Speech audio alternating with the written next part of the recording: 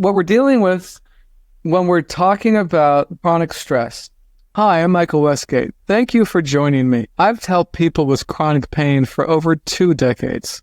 I aim to help you say goodbye to pain and hello to a fully lived life. What we're dealing with when we're talking about chronic stress is primitive systems in our body whose job is to keep us safe and to move us towards things that are advantageous. And that's a subconscious system. So I call it our Primal Guardian because it's easier to remember than unconscious nervous system or autonomic nervous system. I think those don't stick very well. So Primal Guardian's better. And your Primal Guardian makes most of the decisions for you. Up to 99% of your decisions are made by this system every single day. So, what's the problem? Well, the problem is it isn't a problem if the system is well balanced. And by well balanced, what that means is that in any given situation, that subconscious system chooses a response strategy that is well matched with the situation. For example, if you are in a situation where a bus is about to run over you, and the only way to survive is your subconscious system to throw you forward, maybe into something that will hurt you, but at least you're not dying, it is doing its job. And if the subconscious system is in the presence of a loving, connected, warm person, then it would switch you to that state so that you can connect deeper with that person. Those are appropriate responses. And even at the extreme, if your system it goes, there's a predator, and it's going to label, it could be like a mugger or it doesn't matter what it is, and I'm going to make you play dead so that you're as harmless looking as possible to the predator. And no matter what happens, you're going to survive as a result of that kind of harmless posture. That's actually what it is. An attempt to seem harmless to the predator, or maybe uninteresting. The reason that we play dead is because most predators don't like to eat dead things. So that's the origin of that. Now, that state of, it's called shutdown, of collapse, is where trauma is formed. So sometimes it chooses to drop us way down into that survival state, and it actually creates trauma. And I'm going to explain what that means because most people don't really understand what that means. And I want to clarify that. But if you're still alive, then it probably made a better decision than you think it did. Because a lot of people say, why did I collapse when the mugger came after me? Well, it's usually because your nervous system assessed it and it's a situation and said, yeah, this isn't a good deal. Best to play dead, play harmless, and hopefully get out of this without too much damage. And you would say, you might argue with yourself, and this happens all the time with people that have shocks in their life. I should have done more. I should have stood up for myself. Whatever. But the truth is that's probably not true because the subconscious system is usually correct about what it chooses. Now, however, here's the caveat. If it took you down deep enough into that survival state of shutdown, sometimes it sticks in that place. And what that means is that you can't access states of safety and ease anymore. And so what happens is that your alignment of that subconscious system starts matching responses incorrectly with your world, with your people in your world, with your experiences that come at you in your world. And so now that same system that is tasked with keeping you alive and helping you thrive actually drives you into illness and distress because it's aiming incorrectly. Now, it means well, but it doesn't know how to align because it's lost access to certain places within you. So the menu of responses is reduced. And sometimes it's not even reduced, it's just scrambled. So I'll give you an example. So it's very common for people with difficult pasts that had really hard childhoods, because what they tend to do is to be friendly and vulnerable with dangerous people. and defensive and angry or unattracted to safe, loving people. So that's all switched. So it's not even that they have no access. It's that it's all switched around in a very chaotic way. And over time, if we continue to respond in ways that are ineffective, it causes more stress, and then it raises our baseline inflammation in our body, and then that breeds all kinds of illness. So you can have autoimmune disease, you could have chronic inflammation in your joints, you could have brain fog, right? You cannot sleep well. And that's really, all these are very common things for people that have shocks that are unresolved. Now, not all shocks happen in the childhood. Sometimes someone is fine, they go to war, or something horrible happens, they lose, something tragic, or too many tragic things in a row. That's actually one of the most common things I see in my practice is people come in with some sort of chronic condition. And if I ask them about their lives, recently usually, not always, but recently, they're like, well, we got married, we got pregnant, we remodeled the house, and then we both got COVID or something like that. And it's like, well, no wonder. I mean, you have one load after another, and then the system just can't handle that. It tilts, right? And then it goes into that survival state, gets stuck there. Now, in terms of navigating this, I'm going to put forth this perception that I've been having about it from all my studies and all my practice and my observation of clients. So my current belief, and by the way, this is subject to change because I'm always learning new things and it seems the nuance keeps building, but is that your subconscious system isn't just a mechanical mechanism, not even close. It has a consciousness and it has a personality that is sometimes at odds with your conscious personality. And the thing that I observe is that, and this is some of the things I've read that I believe, is that your symptoms, if they're persistent, I don't mean for a week but we're talking chronic symptoms, whatever they may be for you, that's an unheard request from that subconscious system. So what it's doing is it's saying to you, there's something that is unresolved that I need you to pay attention to. There's something I didn't get in the past that I need, and I still need it, even though it's 20 years ago or whatever. I need it. And your job is to befriend that system, to be able to tolerate the emotions and sensations it generates when you actually attend to that thing it's requesting, and then try to figure out what the hell it wants. Because if you don't, this is one of the metaphors I like to use. Your subconscious system literally has as many neurons as a dog's brain. And that's a lot, because dogs are actually a higher order being.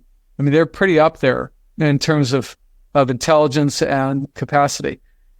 And if you ignore it, if you numb it out, if you run from it, it will sabotage your life. And it'll do it kind of like a pet will if you ignore it. So, if you don't feed, and by the way, these things I'm going to say right now apply to everyone's life and how it affects the system. If you don't sleep enough, if you don't exercise, if you don't feed yourself properly, if you don't give yourself downtime and playtime and time with people that you care about, this system will act like an abused animal, and it will piss on the rug and tear up your couch. And who knows what else. Because it is pissed off that you're ignoring it. And as Deb Dana, who's one of the experts in how to apply polyvagal theory, says, if there's an argument between your body and your conscious mind, your body's always going to win. So this is why we can't afford to ignore this, because if this system is pissed off at you, you're going to hear about it and you're going to see the results. And it often will, come up when something important is going to happen, and it's going to screw you because it is pissed, and it says, I deserve attention, and it does. Actually, it does deserve attention, and I deserve for you to attend to me. Now, just as a caveat, sometimes you really can't do it yet because you don't have the capacities, you don't have the resources inside yourself and outside yourself to tolerate what it's going to bring up.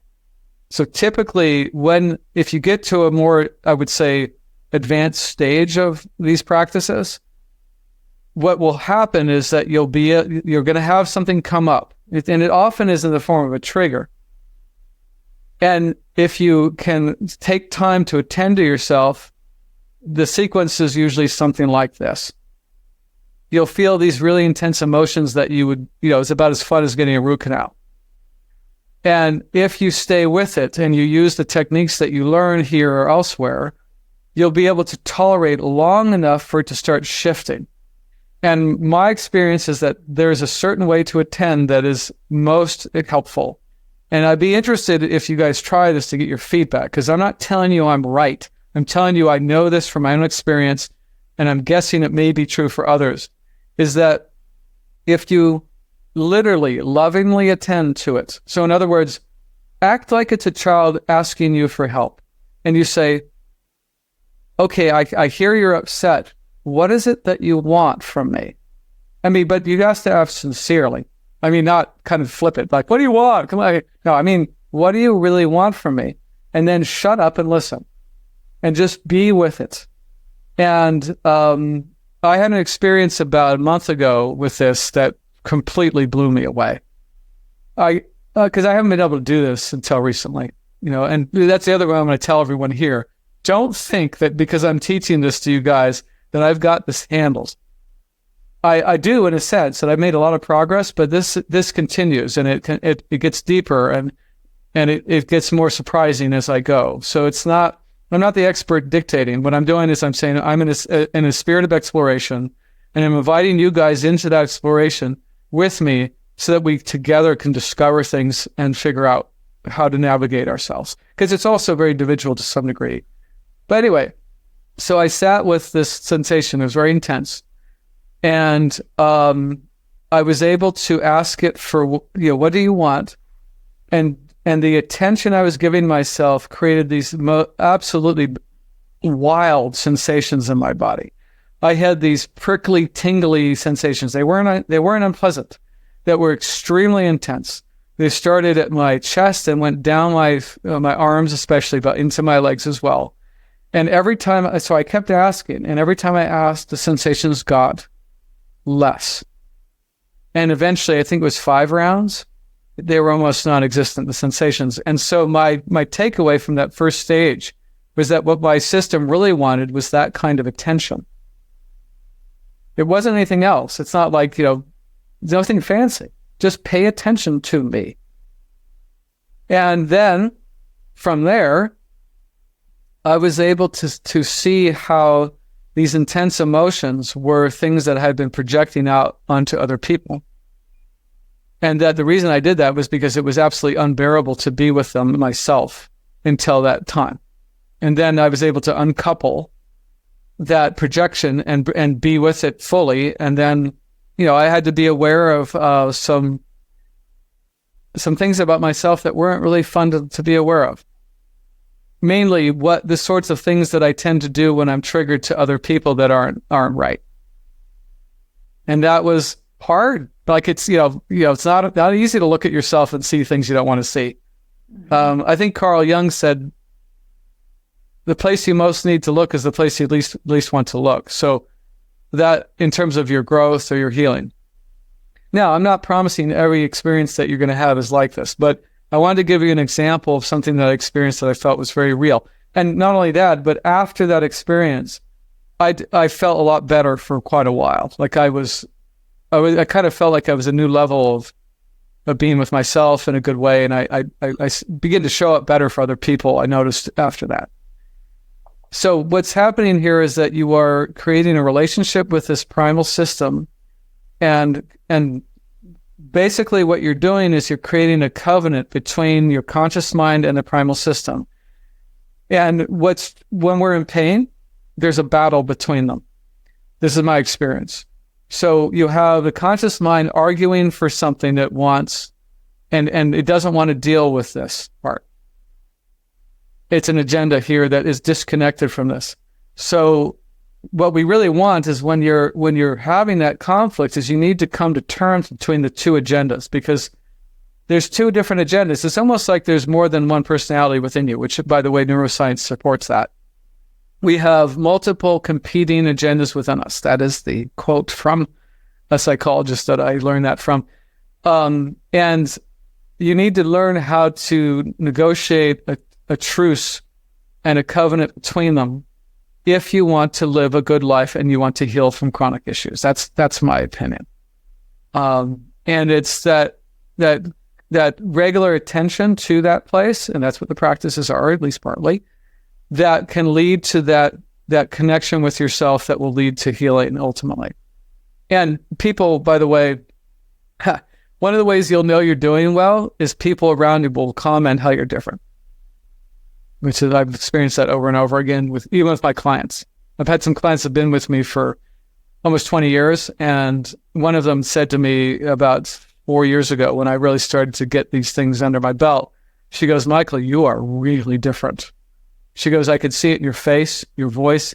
She goes, whatever you're doing, I can tell it's helping you. And I'm glad to see this, that you're doing this. So that was a really nice thing to hear from someone I've known for years. If you found this content helpful, please like and subscribe. You can look forward to more videos about how to overcome chronic illness and chronic pain.